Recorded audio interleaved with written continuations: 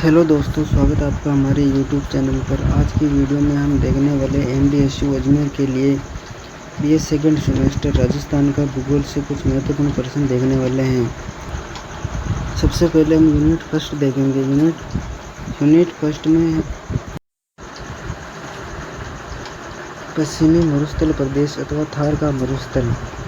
रेतीला मैदान राजस्थान के बहुत बड़े भूभाग पर अरावली श्रेणी के उत्तर पश्चिम ओर विस्तृत हैं। ये पश्चिमी रेतीला मैदान उत्तर पश्चिम से दक्षिण पूर्व की ओर लगभग 640 किलोमीटर लंबे तथा पश्चिम से पूर्व की ओर लगभग 300 किलोमीटर क्षेत्र पर लगभग 1,75,000 वर्ग किलोमीटर में फैला हुआ है। राजनीतिक दृष्टि से इसमें गंगानगर, बीकानेर, चूरू, नागौर, जोधपुर, जैसलमेर, बाड़मेर, पाली, सिरोही, जालौर, सीकर व झुंझुनू आदि जिले सम्मिलित हैं। पश्चिमी रेतीले मैदान का विभाजन दो मुख्य उप इकाइयों में किया जाता है। रेतीला शुष्क मैदान को पुनः दो भागों में विभाजित किया जा सकता है। बालुका स्तूपों युक्त मरुस्थल प्रदेश, ये बीकानेर, जैसलमेर, चूरू, पश्चिमी नागौर के कुछ भागों में, बाड़मेर के 2/3 पश्चिमी भाग पर विस्तृत हैं। पश्चिम में और आगे ये रेतीली और शुष्क मरुस्थल थार मरुभूमि के नाम से जानी जाती हैं। मरुस्थलीय प्रदेश की आम विशेषता विशाल रेत फैलाव और चट्टानी परिपक्व शिलाएँ हैं। ये परिपक्व शिलाएँ मुख्यतः अरावली, नीस, शिस्ट, लानी, ग्रेनाइट और विंध्यन क्रम की हैं, जो थार क्षेत्र में अनावृत हैं। उत्तर पश्चिमी जुरेसिक के विस्तृत कुछ ऊंचे उठे भाग और इयोसीन चट्टानें मुख्यतः चूने के पत्थर की जैसलमेर, बाड़मेर, बीकानेर, चूरू और गंगानगर जिले में पाई जाती हैं। रेतीली सतहों से बाहर निकली हुई पुरानी चट्टानों से यह स्पष्ट होता है कि मरुस्थलीय प्रदेश प्रायद्वीपीय खंड के पश्चिमी विस्तार का ही भाग है। बाड़मेर, जालौर, जैसलमेर तथा अन्य क्षेत्रों में यहाँ परिव्यक्त शिलाएँ सतह पर अनावृत हैं। उनसे इस प्रदेश की अपर्दित स्थलाकृति दिखलाई देती है। अपक्षेत्र स्थलाकृति के भौतिक स्वरूप इडार क्षेत्र की अपर्दित स्थलाकृति दिखलाई देती है। अपक्षेत्र स्थलाकृति के भौतिक स्वरूप इडार क्षेत्र में गोलाकार, तस्कन व गोल तथा गुफाओं जैसी आकृतियों के पाए जाते हैं। इन गड्ढों का निर्माण वायु की अपरदश क्रिया द्वारा हुआ है। जलज गर्तिकाएँ सामान्यतः पर्वतीय क्षेत्रों में जल धाराओं के द्वारा बनी प्रतीत होती हैं। उपपर्वतीय खंड के सारे काफी नालियाँ, योल्स, पंखे और सोपान विकसित हो चुके हैं। इन सभी अपक्षेत्र स्थलाकृति से यह स्पष्ट होता है कि उपपर्वतीय खंड में निम्नीकरण की प्रक्रिया निरंतर क्रियाशील है। मरुस्थलीय प्रदेश कच्छ की खाड़ी से पाकिस्तान की सीमा के सहारे पंजाब तथा बालुका स्तूपों के आवरण से ढका है। इस प्रदेश में बालुका स्तूप एक विशिष्ट भू आकृति लक्षण है। मरुस्थलीय के विभिन्न भागों में विभिन्न प्रकार के स्तूप और उनका समूहकरण देखने को मिलता है। स्तूपों के आकार, रूप, आयु, दिशा और वनस्पति आवरण के आधार पर इन्हें साधारणतः 3 वर्गों: कोणावर्ती बालुका स्तूप, जो कि उत्तर पूर्व से दक्षिण पश्चिम की ओर प्रचलित हवाओं के समांतर फैले हुए हैं। दूसरा, बर्गान अथवा अर्धचंद्राकार बालुका स्तूप। इस प्रकार के स्तूप में रेत का जमाव बर्गान के रूप में होता है, जिसमें नतोदर पार्श्व आंतरिक क्षेत्र में वायु से सम्मुख रहता है। 3, अनुप्रस्थ बालुका स्तूप। ये वायु की दिशा में समकोण में बनते हैं। वायुमुख पार्श्व लंबा तथा कम ढालू होता है, जबकि वायु विमुख पार्श्व तीव्र ढाल होता है। बालुका स्तूप मुक्त प्रदेश, मरुस्थल से लगा हुआ समीपस्थ भूभाग। बालुका स्तूप मुक्त प्रदेश जैसलमेर के चारों ओर लगभग 65 किलोमीटर क्षेत्र पर पोखरण तहसील के आधे भाग पर, फलोदी तहसील के पश्चिमी और दक्षिणी भागों पर फैला है। चूना पत्थर और बलुआ पत्थर चट्टानें इस क्षेत्र में अनावृत हैं, जो जुरेसिक बालू पत्थरों से निर्मित चट्टानी मैदान पर स्थित हैं। जैसलमेर के उत्तर में तथा पोखरण के दक्षिण में, जिन्हें यहाँ रतन के नाम से पुकारते हैं, कई पलाया जिले बेसिन में मिलती हैं। बेसिनों के चारों तरफ निम्न कंगार मिलते हैं, जो इनकी सीमा बनाई है। इन जिलों में जल यद्यपि स्कंदोमुखी अफवाह में आता है, फिर भी वर्ष के अधिकांश समय में ये शुष्क रहती हैं। इस प्रदेश के दक्षिणी भूभाग के कुछ स्थानों पर कई निम्न कटक जो चिकने गुटिका पत्थरों को आवरण से ढके हैं, जिनसे यह स्पष्ट होता है कि यह क्षेत्र जल प्रदान के कार्य से प्रभावित रहे थे। राजस्थान बांगर अथवा अर्ध शुष्क प्रदेश अरावली के पश्चिमी किनारे से रेतीला शुष्क मैदान की सीमा तक लगभग 75,000 वर्ग किलोमीटर क्षेत्र पर राजस्थान बांगर अथवा अर्ध शुष्क मैदान का विस्तार है। इस क्षेत्र के उत्तर में घग्गर नदी का क्षेत्र है, उत्तर पूर्व में शेखावाटी क्षेत्र तथा दक्षिण पूर्व भाग में लूणी नदी अपनी कई सहायक नदियों के साथ फैली है, जिसमें जोधपुर एवं बाड़मेर जिलों के अधिकांश भाग तथा पाली, जालौर और सिरोही जिले के पश्चिमी भाग स्थित हैं। इस प्रदेश में रेतीले शुष्क मैदान की अपेक्षा प्राचीन चट्टानें अधिक प्रकट हुई हैं। इसके अतिरिक्त भूमिगत जल तल भी समीप है। लूणी तथा अनेक छोटी मोटी मौसी नदियाँ इस प्रदेश में प्रवाहित होती हैं। इसे दोनों 4 लघु भू आकृतियों विभागों में बांटा जा सकता है। लूणी बेसिन या गोडवार प्रदेश अजमेर की दक्षिणी पश्चिमी अरावली श्रेणी से लूणी नदी निकलकर दक्षिण पश्चिम की तरफ बहती है, जिसमें अरावली के तीव्र उत्तरी पश्चिमी ढलानों पर बहने वाली कई छोटी छोटी नदियाँ इसके बाएं किनारे पर आकर मिलती हैं। लूणी तथा इनकी सहायक नदियाँ जोधपुर जिले के दक्षिणी पूर्वी भाग, पाली, जालौर और सिरोही जिलों में बहती हैं। लूणी आवास क्षेत्र 34,866.4 वर्ग किलोमीटर के अलावा पश्चिमी राजस्थान के सभी बाकी क्षेत्र आंतरिक प्रवाह का क्षेत्र हैं। कच्छ की खाड़ी से पश्चिमी तथा दक्षिणी पश्चिम की तरफ से तेज चलने वाली हवाओं के द्वारा बालू बिना किसी अवरोध के उड़ाकर इस प्रदेश में लाई जाती हैं। वायु द्वारा लाई गई बालू विभिन्न क्षेत्रों में मिलती है। यह स्थानीय चट्टानों से निर्मित है। इस क्षेत्र में वर्षा ऋतु में नदियाँ बालू द्वारा इतनी अवरोधित होती हैं कि वे किसी भी बड़ी चीज़ को बहाकर ले जाने में असमर्थ होती हैं। दूसरा, शेखावाटी भूभाग आंतरिक जल प्रवाह का मैदान। राजस्थान बांगर प्रदेश में राजस्थान की उत्तर पूर्वी सीमा तक लूणी बेसिन के उत्तर में आंतरिक जल प्रवाह का मैदान विस्तृत है। इसकी पूर्वी सीमा 50 सेंटीमीटर की वर्षा रेखा से निर्धारित होती है। अरावली श्रेणी इस प्रदेश में दक्षिण से उत्तर दिशा में फैली है, जो इसके 2 भागों में विभाजित करती है। एक तरफ उत्तर में शेखावाटी रेतीली मरुस्थल भूभाग तथा दूसरी तरफ दक्षिण पूर्व में जोधपुर के उपजाऊ मैदान है। इन दोनों के बीच अरावली श्रेणी प्राकृतिक सीमा बनाती है। अजमेर के उत्तर पूर्व में अरावली श्रेणी क्रमबद्ध श्रृंखला के रूप में नहीं बल्कि वो टूटी हुई है, जिनमें वायु घाटियाँ पाई जाती हैं, जैसे सीकर के पूर्व में समुद्र झील के पास तथा अजमेर ब्यावर के बीच वायु घाटियाँ। इन वायु घाटियों से होकर बालू का स्तूप पूर्व मैदान पर कई किलोमीटर की दूरी तक फैल गए हैं। बालू का विस्तार जयपुर शहर तथा इसके समीपवर्ती उत्तर तथा दक्षिणी क्षेत्रों में दृष्टिगोचर होता है। शेखावाटी भूभाग की स्थलाकृति उबड़ खाबड़ बालू के टीलों द्वारा परिलक्षित होती है। यहाँ पूर्णवर्ती बालू का स्तूपों का केंद्रीकरण अधिक दिखाई देता है। इस प्रदेश की समुद्र तल से औसत ऊंचाई 450 मीटर है।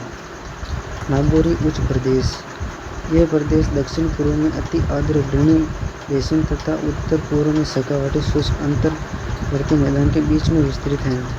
इसकी स्थलाकृति अंतर्वर्ती जल प्रवाह क्रम नमकीन जलों एवं चट्टानी व पहाड़ी धरातल के कारण आप में विशिष्ट है। यह प्रदेश बंजर और रेतीला है, क्योंकि मिट्टी में शुद्ध नमक पाया जाता है। इस प्रदेश में बरबतसर और नावा के पास कुछ पहाड़ियाँ हैं, जो इस प्रदेश की दक्षिणी सीमा बनाती हैं। नागौर, मुडवा और मेड़ता के समीपवर्ती क्षेत्र बालू का स्तूपों से मुक्त है। इस प्रदेश की समुद्र तल से औसत ऊंचाई 300 से 500 मीटर है। घग्गर का मैदान यह प्रदेश गंगानगर जिले के 3/4 भाग पर स्थित है। घग्गर सरस्वती, चौतान, सतलज नदियों द्वारा हिमालय पदस्थली के शिवालिक से लाकर जमा की हुई जलोढ़ सामग्री द्वारा ये मैदान निर्मित हुआ है। कालांतर में जलवायु में आए परिवर्तनों से ये भाग शुष्क होता चला गया है। कच्छ की खाड़ी की ओर से आई रेत इस पर अपना फैलाव प्रारंभ किया।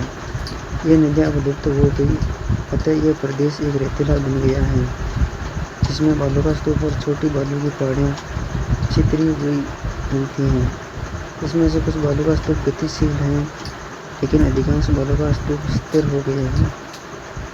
सेकेंड, अरावली श्रेणी और पहाड़ी प्रदेश। अरावली श्रेणी राजस्थान की मुख्य एवं विशिष्ट पर्वत श्रेणी है।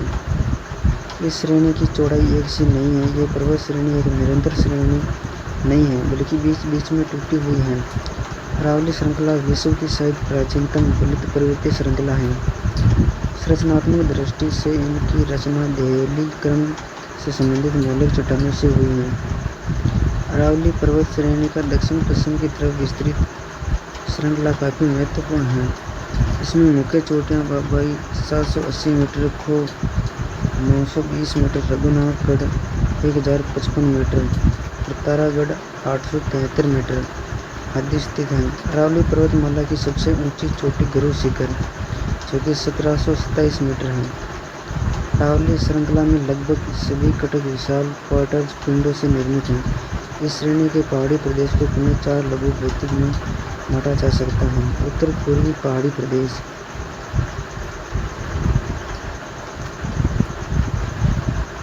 राजस्थान की प्राकृतिक वनस्पति पर जलवायु के प्रभाव विवेचना कीजिए और स्थान के जलवायु प्रदेशों का वर्णन कीजिए।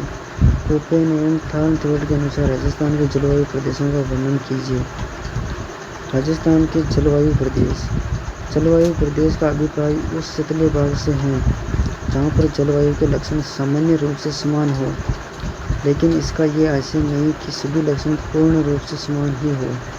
वास्तविक रूप से किसी प्रदेश को जलवायु प्रदेशों में विभाजित करना सरल कार्य नहीं है, क्योंकि विभिन्न तत्वों और विविध परिस्थितियों में वर्गीकृत करते समय ध्यान में रखना आवश्यक होता है।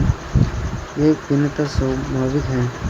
इसके कई कारण होते हैं। राजस्थान का धरातल सभी जगहों पर समान नहीं है। समुद्र तल से ऊंचाई, विषमता, जल स्थल भागों की सापेक्ष स्थिति एवं अक्षांशीय स्थिति कई तत्व जलवायु के निर्धारण में सहायक होते हैं। तापमान को प्रभावित करने वाले कारक। राजस्थान कर्क रेखा के उत्तर में स्थित है, लेकिन इसकी जलवायु सभी भागों में एक समान नहीं है। राजस्थान के पश्चिमी भाग में ग्रीष्म ऋतु काफ़ी उष्ण और शीत ऋतु काफ़ी ठंडी होती है तथा वायु में वाष्प की मात्रा बहुत ही कम होती है। इसके विपरीत पूर्वी भागों में शीत ऋतु कम ठंडी और ग्रीष्म ऋतु कम गर्म होती है। वायु में हमेशा आर्द्रता की मात्रा बनी रहती है। राजस्थान में ग्रीष्म ऋतु के तापमान पर अग्रलिखित बातों का प्रभाव पड़ता है। सूर्य की किरणों का सीधा पड़ना, प्रति चक्रवात, जो कि तापमान को हमेशा ऊंचा बनाए रखने में सहायक होते हैं। और तीसरा, समुद्र से दूर होने के कारण स्थल का प्रभाव पड़ना। और चौथा, वर्षा लाने वाले दक्षिण पश्चिमी मानसूनी पवनों के आने से तापमान में गिरावट आना। ग्रीष्म ऋतु व शीत ऋतु का तापमान। ग्रीष्म ऋतु में अधिकतम तापमान उत्तर पश्चिमी राजस्थान में रहता है। शीत ऋतु में सूर्य की किरणें तिरछी पड़ने के अतिरिक्त यहाँ चलने वाली प्रति चक्रवात भी तापमान को निर्धारित करते रहते हैं। जनवरी में तापमान 22 डिग्री सेल्सियस ग्रेड से 16 डिग्री सेल्सियस ग्रेड के मध्य रहता है। वर्षा पश्चिमी भागों में 25 सेंटीमीटर से कम तथा पूर्वी भागों में 75 सेंटीमीटर से अधिक होती है। राजस्थान का भूगोल। तापमान और वर्षा की मात्रा के आधार पर राजस्थान को निम्नलिखित जलवायु प्रदेशों में विभाजित किया गया है। पहला, शुष्क जलवायु प्रदेश। इस प्रदेश के अंतर्गत जैसलमेर जिला, बाड़मेर जिले के उत्तरी भाग, जोधपुर जिले की फलोदी तहसील का पश्चिमी भाग, बीकानेर जिले का पश्चिमी भाग तथा गंगानगर जिले का दक्षिणी भाग सम्मिलित है। इस प्रदेश में शुष्क मरुस्थलीय जलवायु की दशाएं पाई जाती हैं। औसत तापमान ग्रीष्म ऋतु में 34 डिग्री से अधिक तथा शीत ऋतु में 12 डिग्री सेल्सियस ग्रेड से 16 डिग्री सेल्सियस ग्रेड तक रहता है। वर्षा बहुत कम होती है। सुदूर पश्चिम भागों में वर्षा 10 सेंटीमीटर से भी कम। इस प्रदेश के उत्तरी भागों में 20 सेंटीमीटर से कम होती है। इस प्रदेश की जलवायु अधिक शुष्क और गर्म रहती है। अर्ध शुष्क जलवायु प्रदेश। इस प्रदेश के अंतर्गत गंगानगर, बीकानेर, जोधपुर जिलों के पश्चिमी भाग सम्मिलित हैं। इस प्रदेश में वर्षा 20 सेंटीमीटर से 40 सेंटीमीटर तक होती है। वर्षा की प्रकृति अनिश्चित तथा तूफानी है, इसलिए जब कभी भी वर्षा आती है तो बाढ़ आ जाती है। इस भाग में ग्रीष्म ऋतु में औसत 32 डिग्री सेल्सियस ग्रेड से 36 डिग्री सेल्सियस ग्रेड तक तथा शीत ऋतु में 10 डिग्री सेल्सियस ग्रेड से 17 डिग्री सेल्सियस ग्रेड तक पाए जाते हैं। तीसरा, उप आर्द्र जलवायु प्रदेश। इस प्रदेश के अंतर्गत अलवर, जयपुर, अजमेर जिले, सीकर-पाली व जालौर जिले के पूर्वी भाग तथा टोंक, भीलवाड़ा व सिरवई के पश्चिमी भाग आते हैं। अर्ध उष्ण प्रदेश होने के कारण इस प्रदेश में वर्षा कम होती है तथा वर्षा की मात्रा वर्षा ऋतु के कुछ महीनों तक सीमित है। इस प्रदेश में वर्षा 40 सेंटीमीटर से 60 सेंटीमीटर के बीच होती है। औसत तापमान ग्रीष्म ऋतु में 28 डिग्री सेल्सियस ग्रेड से 34 डिग्री सेल्सियस ग्रेड तथा शीत ऋतु में 12 डिग्री सेल्सियस ग्रेड उत्तरी क्षेत्रों में तथा 18 डिग्री सेल्सियस ग्रेड दक्षिणी भागों में रहता है। चौथा, आर्द्र जलवायु प्रदेश। इस प्रदेश के अंतर्गत भरतपुर, धौलपुर, सवाई माधोपुर, बूंदी, कोटा, राजसमंद व उदयपुर जिले के उत्तर पूर्वी क्षेत्र, दक्षिणी पूर्वी टोंक, उत्तरी चित्तौड़गढ़ के क्षेत्र सम्मिलित हैं। इस प्रदेश में वर्षा 60 से 80 सेंटीमीटर के बीच होती है। इस प्रकार जलवायु ग्रीष्म ऋतु में तापमान 30 डिग्री से 34 डिग्री सेल्सियस ग्रेड तक रहता है। यहाँ शीत ऋतु में कुछ वर्षा चक्रवातों द्वारा हो जाती है। पाँचवा, अति आर्द्र जलवायु प्रदेश। इस प्रदेश के अंतर्गत दक्षिण पूर्वी कोटा, बूंदी, झालावाड़, बांसवाड़ा जिले व उदयपुर जिले के कुछ दक्षिणी पश्चिमी भाग, माउंट आबू के सीमावर्ती भूभाग सम्मिलित हैं। इस प्रदेश में वर्षा का औसत 80 सेंटीमीटर से लेकर 150 सेंटीमीटर तक पाया जाता है। ग्रीष्म ऋतु में भीषण गर्मी पड़ती है तथा अधिकांश वर्षा ऋतु में होती है। शीत ऋतु में शुष्क व ठंडी होती है। यहाँ वनस्पति मानसूनी सवाना प्रकार की पाई जाती हैं। ये वीडियो कैसा लगा कमेंट करके जरूर बताना और अगले यूनिट और अगले विषय के इस तरह के क्वेश्चन देखने के लिए हमारे चैनल को सब्सक्राइब जरूर कर लेना और वीडियो को लाइक नहीं किया तो कर लेना।